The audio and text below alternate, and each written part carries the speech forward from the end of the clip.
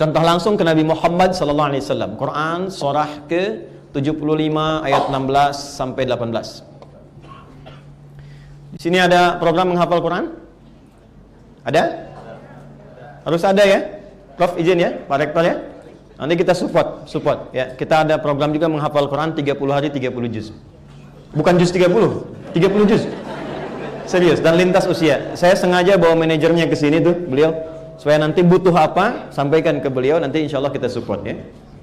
Perhatikan, Nabi mulai mendapat wahyu, lalu beliau berkeinginan menggerakkan potensinya untuk menghafalkan dengan kemampuannya. Maka apa kebiasaan yang muncul dari sifat pembelajar yang ingin cepat hafal? Ya, teman-teman kalau sedang mau ujian kan belajar ya, menghafal. Kalau sedang menghafal ada kebiasaan, masih ingat gak? Suka membacakan dengan cepat kan? Ya kan? Hafal gitu kan? Ya kan? Belajar yang rumus musik CDF, GBC, GBC, DFIS, GDFIS, GBC, DFIS, DFIS, DFIS, disebutkan supaya cepat hafal kan? Dan lisannya bergerak cepat kan? Ketika Nabi mencoba itu, Allah mengembalikan pada fitrah kenabian. La tuharnik bihi lisanaka lita'jala bih.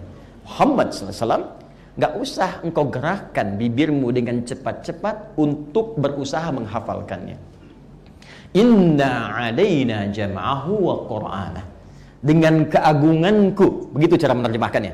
Karena di situ ta'zimun nafsi li ta'zimi sya'ni.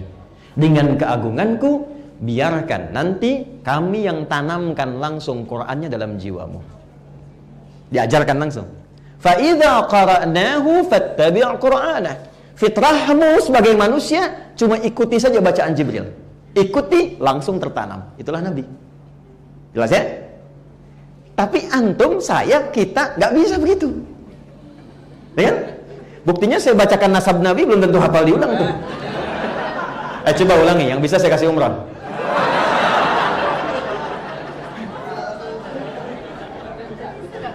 Oke?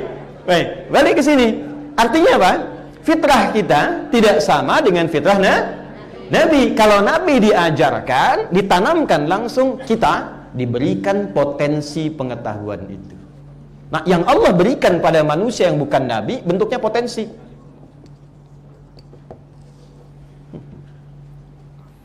Jadi semua jenis pengetahuan itu potensinya diberikan dalam diri kita. Jadi Anda mau jadi apapun, ya, for being anything for your own future, you can be rigid. Anta turid an takuna ayya syai'in fil mustaqbal tastati an tuhaqqiqah. Jadi Anda mau jadi apapun, sepanjang mampu mengeksplor potensi itu, Anda bisa dapatkan itu. Mau jadi ahli kimia, bisa. Fisika, bisa. Matematika, bisa. Dalam saat yang bersamaan, ahli tafsir misalnya, ahli hadis, ahli fikih, dokter, bisa. Ibnu Rushd itu, Averroes, itu kan ahli Quran. Ahli Quran, ahli hadis, ahli fikih. Tapi saat yang bersamaan, pemikir dan dokter bedah. Beliau dokter bedah. Bayangkan, dokter bedah bisa nulis kitab fikih perbandingan. Nama kitabnya Bidayatul Mujtahid. Itu yang nulis dokter bedah.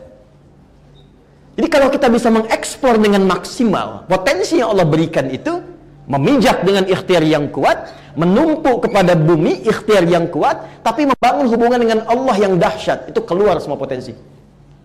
Yang fisika ada di sini? Masih ingat rumus energi potensial? M dikali G kali H kan? MGH. Energi potensial sama dengan M kali G dikali H. Massa kali gravitasi A, height, atas.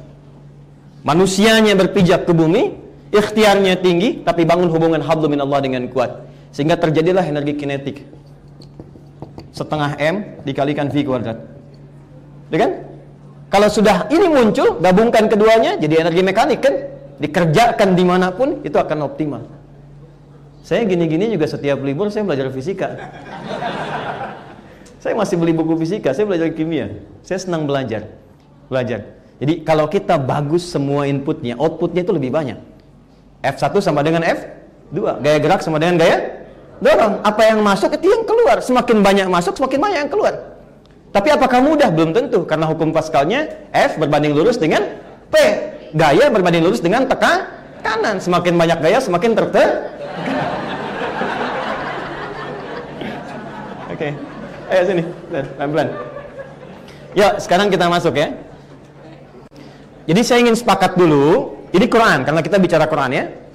Kita ingin sepakat dulu bahwa pertama, Allah langsung yang mencipta kita. Jadi kalau Anda nggak percaya Allah, dipertanyakan keimanan itu.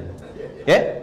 Ini Allah langsung yang mencipta kita, yang langsung mendeklarasikan bahwa semua hambaku yang bernama manusia adalah hamba yang potensial pintar. Hamdallah. Mau Anda bersin sekali, 2 kali, 3 kali, pintar. Oke? 2. Kepintaran itu karena bukan nabi, maka ditanamkan dalam bentuk apa tadi? Potensi. Nah, sekarang kita akan membedah. Sebentar lagi insya Allah ada fakultas kedokteran di sini. Saya di Info Pak Rektor. Kita doakan mudah-mudahan bisa berwujud dan jadi yang terbaik insya Allah ya. Sekarang kita akan bedah potensi ini ada di mana. Nah, sekarang kita akan lihat sedikit dulu tentang anatomi manusia dalam Al-Quran. Baik ya. Ini sudah, saya boleh hapus dulu ya. Nah, saya hapus sedikit, nanti saya uraikan lagi. Izin Prof, saya sampai jam berapa? Pak Isya boleh Pak Ustaz. Silahkan, Anda sampai Isya di sini. Saya jam 4 siap. Saya hapus dulu ya.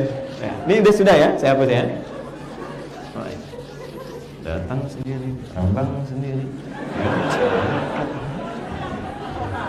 makan sendiri, menangis sendiri, mampu sendiri.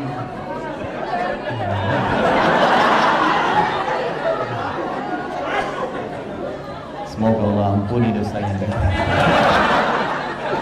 Oke, ya pelan-pelan. Enggak, saya bercanda ya. Ya, just kidding. Oke, kita sedikit fokus lagi. I hope you can pay attention over here. Kita masuk ke anatomi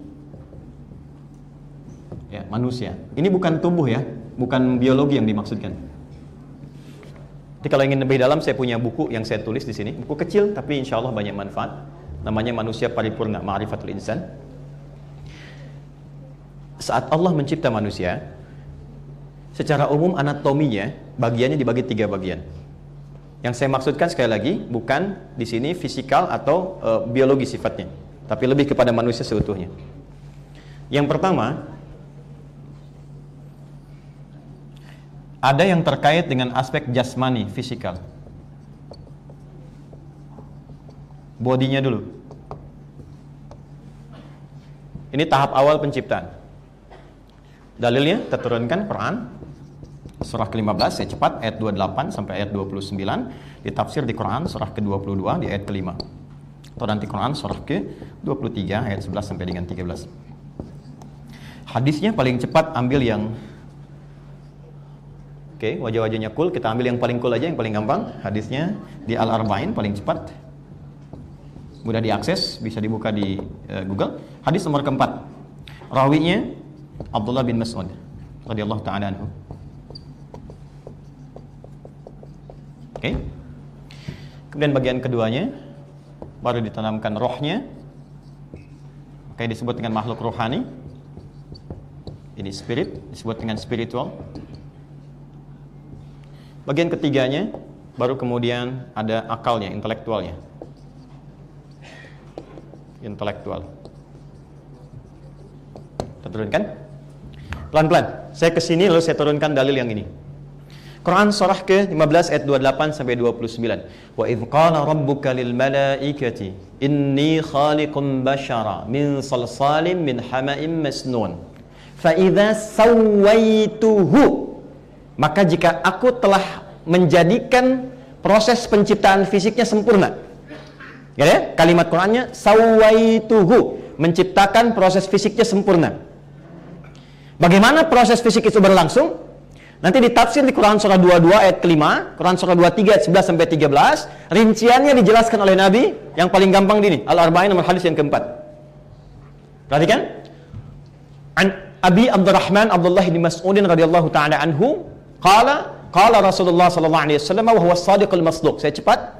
Inna ahadakum yujma'u fi batni ummihi. Setiap anak cucu Adam akan berproses sebelum kelahiran dalam perut ibundanya arba'ina yauman nutfah, 40 hari pertama proses perpaduan spermatozoa dengan ovum. Thumma yakunu mithla dzalika 'alaqah. 40 hari kedua mulai nanti berbentuk zigot, alaqah, yang mulai berproses di dinding rahim. Thumma yakunu mithla dzalika mudighah. 40 hari ketiga, 120 hari, usia 4 bulan sudah berbentuk daging keratan, sudah berbentuk fisikal. Dan di kedokteran saya pernah belajar, jadi saya tuh tipikalnya begini, kalau ada anak mahasiswa datang ke saya tanya di kampus mana, jurusan mana. Ada anak kedokteran datang dari UIN Jakarta. Dari mana? UIN Jakarta. Fakultas mana? Kedokteran. Ingin apa? Belajar A, B, C.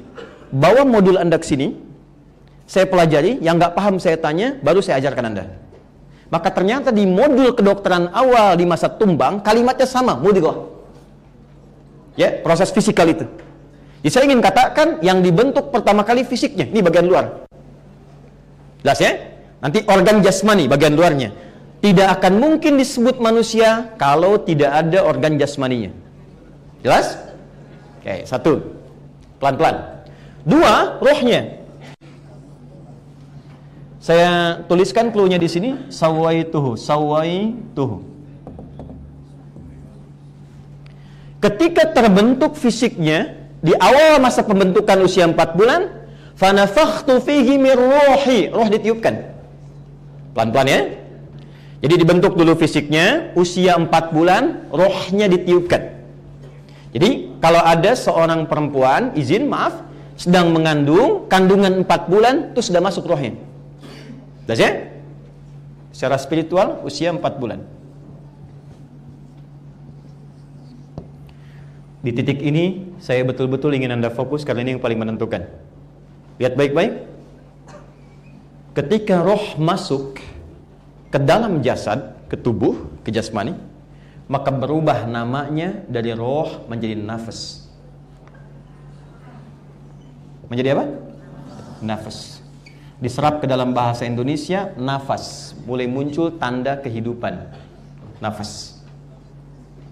Kenapa berubah? Awas, ini ilmiah sekali ya. Ruh itu sumbernya langsung dari Allah. Langsung. Quran surah ke-17 ayat 85, paling kiri sebelah bawah di mushaf standar. Yas'alunaka 'anir ruh, qulir ruhu min amri rabbi. Perhatikan, karena sumbernya langsung dari Allah, maka semua yang bersumber langsung dari Allah itu pasti semua punya sifat-sifat kebaikan. Allah maha baik, Allah nggak punya celah, Allah maha segalanya. Maka semua yang bersumber langsung dari Allah tanpa campur tangan ikhtiar manusia, maka membawa sifat-sifat percikan kemuliaan yang diberikan oleh Allah. Maka semua sumber yang datang dari ruh itu semuanya baik. Dalam bahasa Al-Quran, ini bukan bahasa Arab biasa, karena yang punya itu cuma Islam. Ingat ya, yang punya cuma Islam. Akumulasi kebaikan itu diistilahkan dalam bahasa Quran, diksinya dengan nama takwa. Apa namanya? Takwa. Jadi takwa itu bahasa Islam. Jadi kalau ada non muslim bikin acara mengatakan dengan ini kita tingkatkan iman dan takwa, kita perlu gembira itu. Ya, takwa. Dah. Ruh datang membawa takwa. Kalau jasmani, fisik, di situ Allah tetapkan hukum, ada proses ikhtiar manusia. Allah juga yang tetapkan, tapi dibuat sistem, ada ikhtiarnya. Nggak langsung. Jadi Allah bikin sistemnya dengan ikhtiar. Artinya apa? Fisik itu bisa terbentuk, ada pengaruh ikhtiar manusia. Makan apa ibunya? Bapaknya bawa apa untuk dimakan oleh ibunya? Hasilnya dari mana? Itu akan berpengaruh kepada pembentukan fisik. Karena itu, yang dihasilkan dari pembentukan fisik itu pasti akan melahirkan keadaan yang berbeda-beda, nggak akan sama. Apakah semua yang dimakan oleh ibu yang sedang mengandung makanannya sama? Tidak. Apakah sumbernya sama? Tidak. Ini yang dimaksud oleh Nabi SAW. Anak cucu Adam itu, Adam terbuat dari tanah, sedangkan tanah itu ragamnya beda-beda. Maaf, kata Nabi, ada yang coklat, ada yang menghitam seperti lumpur, ada yang putih dan sebagainya. Ini menunjukkan bahwa ikhtiar manusia yang dengan itu ditetapkan pembentukan fisiknya bisa beda-beda, sehingga dari situ pancarannya pun sifat-sifat karakter fisik tidak sama. Pancaran karakter ruh disebut dengan takwa, pancaran karakter fisik disebut dengan fujur namanya. Jadi di sini ada fujur. potensinya. Ada fajar, ada fujur, ada infajar, itu beda. Saya sebut ini dulu, nanti yang lain menyusul, ya, supaya kita bisa fokus. Yang mengikat hubungan antara roh dengan fisik, diikat nanti, supaya semua perintah dari roh intinya ada di sini kehidupan kita. Ini nggak ada, nggak hidup ini. Ini nggak ada, ini nggak hidup. Dan inti kehidupan ada di sini. Nah, nanti ketika diperintahkan fisik untuk beraktivitas, tangan bergerak, kaki berjalan, mata melihat, intinya di sini.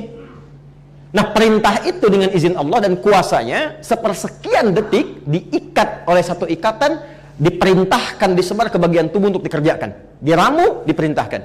Ikatannya itu dalam bahasa Arab, sesuatu yang mengikat kuat disebut dengan alaq, nempel kuat. Ya.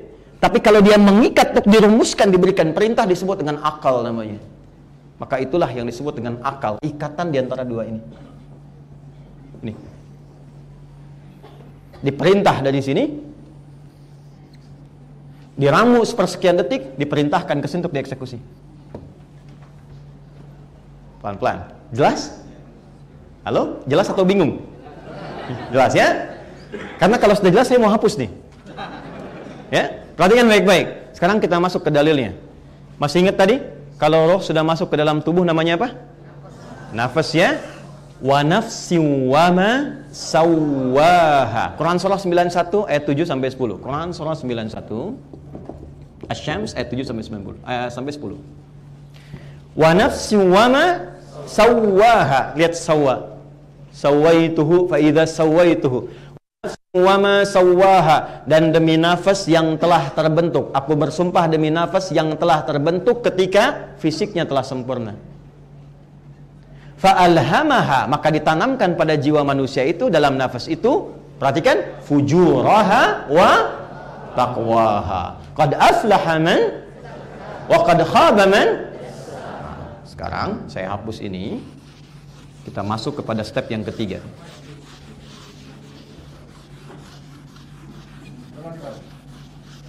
Tidak apa-apa, tidak usah. Karena kadang-kadang mereka nggak tahu mana yang harus dihapus itu musibahnya. Supaya bisa fokus ya. Lihat sini.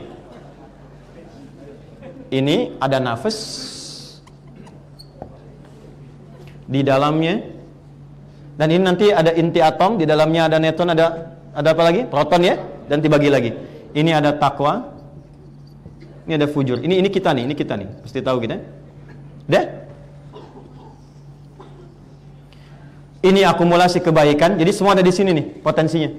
Jujur, pintar, tawadu, sabar dan lain-lain. Ini ada di sini. Fokus. Nah, nanti tugas kita adalah bagaimana mengeksplor jiwa ini, bagian dari tubuh ini, supaya ini keluar berkembang, supaya muncul ke permukaan.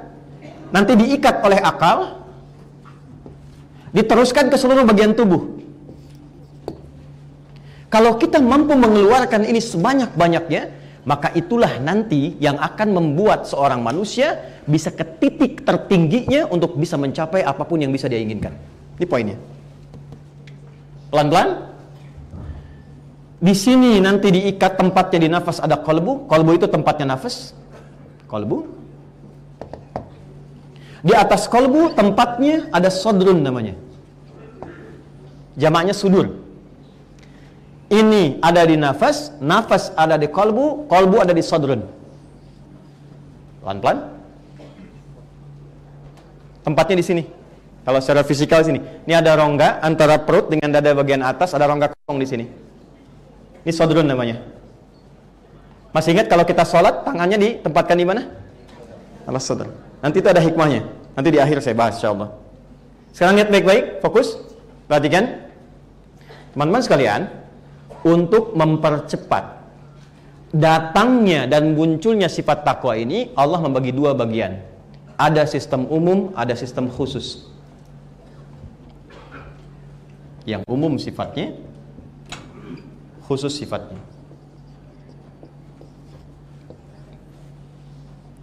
Yang umum bagaimana kaidahnya? Maka diturunkanlah kalimat pertama dalam wahyu yang diperoleh Nabi Muhammad SAW, yang dengan itu mampu mengeksplor potensi umum manusia supaya keluar dengan ikhtiar. Masih ingat apa wahyu pertama?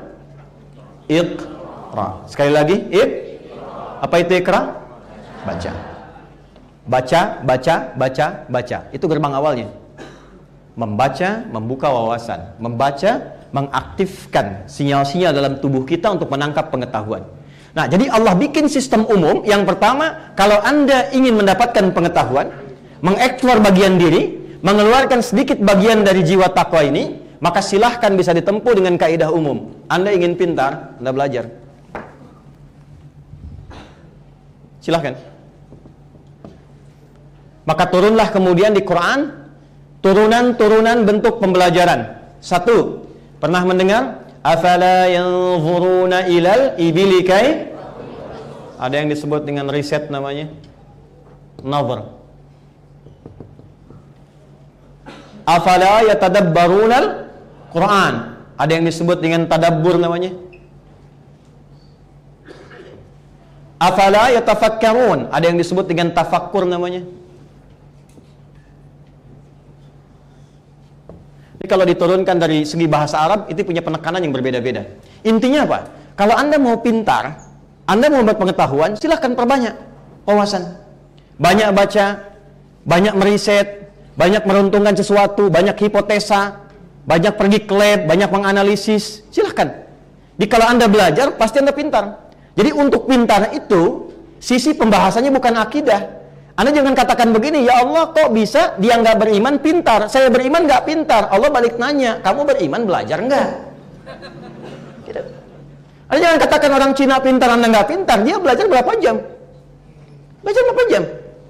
Tapi saya mau kasih tahu satu rahasia ya. Tapi tolong, ini diantara kita saja. Dan ini nggak akan dihapus ya. Dengan baik-baik. Tapi saya sudah riset kecil-kecilan tentang ini. Kita patut bersyukur berbahagia jadi warga negara Indonesia yang lahir tumbuh di wilayah Nusantara ini. Karena ternyata anugerah Allah di tempat ini bukan hanya sumber daya alamnya, manusianya pilihan luar biasa. Dari lisan, orang Indonesia itu lisannya paling lunak untuk berbicara bahasa apapun. Anda mau bahasa Inggris kayak orang Inggris. Hey John, where have you been? Bahasa Arab, kalau nggak kelihatan orang di radio kayak orang Arab. Kaifa halak ya Muhammad? Anda mau baca Jepang kayak orang Jepang. Konnichiwa, watashi wa Indonesia no adidas. Mau bicara bahasa Perancis kayak orang Perancis. Salut, bonjour. Mau Bangladesh kayak orang Bangladesh. Ya. Apa bahasanya tuh? Kamu naso, mabuti gitu ya. Baluasi. Dulu, Pak. Pernah di sana. Apalagi Filipina, Tagalog bisa. Kumusta ka? Mabuti. Ya, apapun bisa dilakukan. Makanya lidahnya itu cepat sekali. Coba India bicara bahasa Inggris. Follow the money. Gitu. Cina juga begitu. Bahasa Arab ketahuan Cina nih gitu. Indonesia nggak bisa. Orang Amerika bahasa Indonesia ketahuan. Amerika nih. Bule nih, Indonesia tidak. Saya pernah di Tripoli, itu dapat pengaduan dari orang Afrika tentang dahsyatnya orang Indonesia. Datang pada saya, dia katakan, saya amin khotbah waktu itu, kayak di usia 26 tahun saya diangkat amin khotbah, selevel kayak ketua MUI kalau di sini, untuk distrik Sawani. Wallahi syahadi katanya, hadza wallahi mushkilah, ajaban Indonesia. Ini orang Indonesia ini bingung saya. Kenapa sih dong? Mabik. Kita mau ujian. Saya belajar 3 bulan. Ini orang Indonesia teman saya, pinjam catatan saya semalam. Nilai saya 7,5, dia 8 gitu ya. 9 dia belum tahu sistem SKS tuh. Sistem kebut, kadang-kadang sejam. Indonesia tuh. Udah duduk paling belakang, nggak pernah nanya, minjem catatan, IPK-nya bisa 4. Ini luar biasa tuh. Makanya di kita gelar kehormatan banyak kan? Di Amerika profesor 6 tahun, 7 tahun dulu tuh. Dokter nulis dulu, di kita kehormatan luar biasa tuh. Kenapa? Tinggi. Ya. Nah, sekarang saya mau balik dulu sini. Agak cepat kita ya. Balik sini dulu. Nah, teman-teman sekalian, jadi kalau mau pintar, ayo riset banyakin. Saya mohon Prof ya, Dok, ini dibanyakin di kampus riset. Kami punya kelas riset, nanti kalau disinergikan silakan. Kita punya namanya At-Taisir Learning Center, basicnya dari Quran. Di situ ada 5 divisi, nanti ada divisi ilmuwan, kerjasama dengan I4, Ikatan Ilmuwan Internasional Indonesia. Riset tuh, basicnya Quran. Nanti ada kelas dosen, ada kelas pebisnis, ada 400 pebisnis di situ. Ada kelas kesehatan, 400 dokter, ada bidan, ada perawat, ada praktisi kesehatan. Nanti saling diskusi. Dan risetnya Quran, basicnya Quran. Lalu dari situ nanti diturunkan ke keilmuannya, dari yang masa lalu klasik sampai yang kontemporer, menghasilkan satu hal yang bisa didapatkan atau diimplementasikan dalam kehidupan. Balik sini, ini kaidah pertama. Ada kaidah yang cepat. Apa itu? Perhatikan baik-baik. Cara membuka kepintaran. Berarti kan mengeluarkan ilmu ya? Ilmu punya siapa? Pemilik ilmu siapa? Pemilik rezeki siapa? Pemilik kita siapa? Oke, berarti yang punya ilmu Allah. Jadi cara yang tercepat, kalau ingin kita mendapatkan bukaan pengetahuan sebelum ikhtiar, dekati yang punya dulu. Allah. Saya dekat dengan Pak Rektor, mudah akses saya ke sini. Baru turun dan dijemput. Orang jalan saya naik mobil khusus, masuk ruang VVIP, langsung makan makanan khas Pekanbaru. Masuk ke sini baru nyampe, udah dikasih hadiah tuh. Duduk spesial, langsung makan. Kenapa? Akses dekat. Anda dekat dengan Allah. Apa yang mustahil bagi Allah? Apa yang mustahil? Karena itu skema takwa ketika dibawa ke dalam nilai-nilai kepatuhan kepada Sang Pencipta, maka diminta kita membangun hubungan langsung dengan Allah, tapi harus yakin dulu tanpa ragu. Yakin gak? Yakin gak gitu? Kalau kita yakin tanpa ragu, maka bahasa Arabnya disebut dengan iman namanya. Maka ada skema yang kedua, ini skema khusus menggunakan kata iman. Karena itu kalimat takwa disebutkan 240 kali dalam Al-Quran dengan derivasinya. Pemilik takwa pertama disebutkan langsung oleh Al-Quran identitasnya dengan pemilik iman, yakin tanpa ragu dengan konsepsi ini. Quran surah 2 ayat 2 dan 3. Dzalikal kitabu la hudallil. Siapa muttaqin di sini? Alladzina yu'minuna bil. Ini poinnya. Karena itu nanti Anda akan temukan dalam Al-Quran, setiap menemukan kata takwa seringkali akan disandingkan dengan kata iman. Berarti itu shortcut jalur khusus. Rumusnya takwa sama dengan iman. Nanti please. Oke, tahan. Dibuka dengan iman dulu. Ini poinnya. Karena itu, orang-orang hebat, teman-teman kalau masih ingat, coba kita lihat ya. Mekah itu di era Nabi, maju tidak? Berpengetahuan tidak? Berperadaban tidak? Yang ada kan paradoks ya, kebalikannya. Semua jenis kriminalitas di situ, kebodohan di situ, sifat dan orangnya kumpul. Orangnya jahilun, sifatnya jahlun. Kalau digabungkan jahiliyah namanya. Jelas ya? Jadi semua jenis keburukan khatam mereka. Sudah khatam. Perzinahan, mabuk-mabukan, itu mabuk paling prematur tuh 5 kali dalam sehari. Ya, amatiran tuh 5 kali dalam sehari, amatiran. Gitu ya? Yang lainnya tuh luar biasa. Makanya disebut dengan jahiliyah. Dan tempatnya di lembah. Ingat, lembah yang dikelilingi oleh bukit-bukit tandus. Quran surah 14 ayat 37. Rabbana inni askantu min dzurriyyati biwadin ghairi dzi zar'in. Lembah tempat tandus diapit oleh Romawi, kekaisaran imperium, kemudian kekaisaran Persia. Yang maju tuh ini. Romawi Persia. Peradaban punya. Sampai sekarang lihat di kisaran sepanjangan laut Mediterania, peninggalan Romawi. Persia, lihat bagaimana Iran, Irak dan sebagainya terbentuk, masih ada sampai sekarang bekas-bekasnya. Yang ingin saya tanyakan, kenapa Allah tidak mengutus Rasulullah SAW di Romawi atau Persia? Supaya orang di kemudian hari tidak mengatakan, pantas maju diutusnya di Romawi, pantas hebat di Persia. Tapi Allah utus beliau di titik yang paling nadir, paling rendah, yang tidak ada peradaban, tidak tumbuh intelektualitas, dan tinggi tingkat kriminalitasnya. Akumulasinya adalah di tempat ini.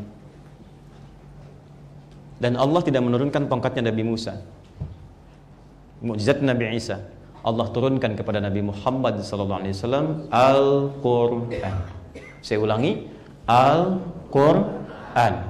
Dan pedoman pertama Al-Quran, jika Anda ingin mendapatkan semua petunjuk dalam Quran, maka dibukanya dengan kata takwa, kemudian diawali dengan yakin. Jangan ragu sedikit pun. Dzalikal kitabu la. Jangan ragu, iman harus yakin. Maka dari keyakinan ini, itu yang mentransformasikan dan merubah skema masyarakat jahiliyah, berubah langsung jadi khairu ummah. Dan persaksiannya dari Allah dengan turunnya Quran surah ketiga ayat 110. Kuntum khaira. Perhatikan, mereka jadi orang paling pintar, paling dahsyat, paling hebat. Semua dipelajari dengan cepat. Belajar bahasa cuma 3 hari. Ibnu Abbas tuh belajar bahasa Persia, Yunani cuma 3 hari. Dibuka semua. Semua yang ingin didapatkan cepat sekali. Ya, nanti jalurnya kita akan pelajari. Nanti dibawa kemana lagi? Ke Eropa, ke Iberia, Portugal dengan bagian Spanyol disebut dengan Andalusia, bisa bangun peradaban bertahan 700 tahun, 7 abad. Yang paling dahsyat, Amr bin As, itu semua nanti kebuka passionnya. Amr bin As itu jago diplomasi. Setelah masa-masa Islam yang kuat, beliau mencoba ekspedisi dari Afrika Utara, dimulai dari Mesir, Libya, Tunisia, Maroko, Aljazair, berhenti di Syam, di Syria, sekarang 4 negara. Libanon, Syria, kemudian Jordania, kemudian satu lagi Palestina.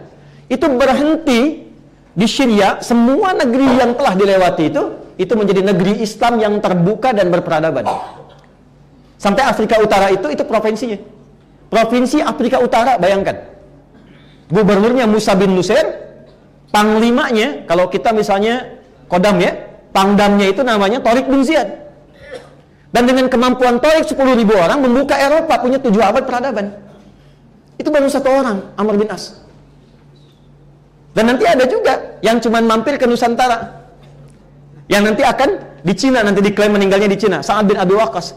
Dengan satu rombongan, saat sebagian ke Habasyah, ada yang ikut ekspedisi di abad ke-7, sehingga di Baros, sekitar 400 km dari kota Medan itu. Cuman singgah mewujudkan Nusantara. Silahkan gali lagi sejarahnya.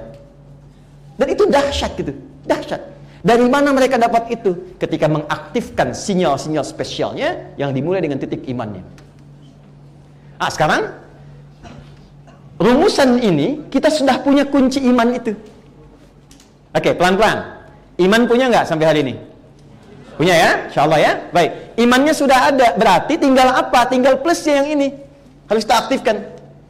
Sebab kalau nggak diaktifkan, Anda punya handphone, handphonenya dimatikan, nggak pernah aktif, sinyalnya kan nggak muncul. Ya kan? Coba handphone aktifkan, sinyal nggak ada. Mau koneksi, mau nyambung nggak bisa. Maka kita penting mengaktifkan sinyal iman ini dengan plusnya. Apa plusnya? Amalan-amalan khusus yang memang karena khusus Allah yang siapkan sendiri secara langsung. Inilah amalan yang bisa membuka sisi intelektual kita yang diperkenalkan oleh Al-Quran. Pertama, masih ingat? Siapa yang punya ilmu? Yang punya segalanya? Maka amal pertama, kita harus punya amalan yang menyambungkan kedekatan kita dengan Allah. Sesuatu yang terikat, nyambung kuat, sulit dilepas disebut dengan silah dalam bahasa Arab.